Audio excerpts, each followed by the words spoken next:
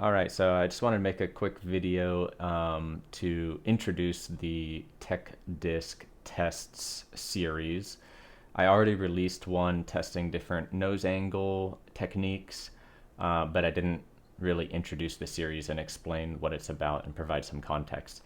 So the series is specifically focused on testing and comparing some techniques and seeing what the results are from the tech disc stats, and then discussing those results.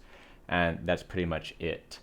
It's not meant to teach the full backhand form or necessarily to say that you should be doing any of these techniques. It depends on where your form is currently at. So just to clarify, I think the most important thing to get down first in your backhand form is being able to pull through on plane without doing anything like crazy with your wrist that you don't want to happen. So if you were to reach back low, pulling through on that same plane up, or if you're reaching back more level, pulling through on that same plane level. A lot of people accidentally pronate their wrist and then throw nose up air bounces. So in the nose angle test video, for example, I showed the turning the key technique, which is supination. But that's an advanced technique that requires wrist control and timing. So if you don't have wrist control yet in your throw, your wrist is out of control, then you first should get it in control before you were to try to do something advanced like that, for example. So just keep that in mind when watching these tests, and I may make another series that's more geared towards teaching the whole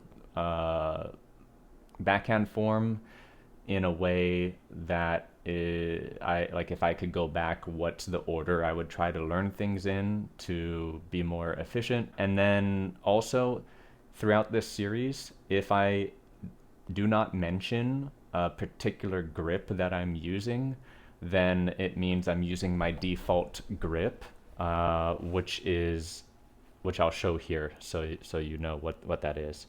It's putting the disc between the index finger and the middle finger, and then down through the center groove of the palm right here.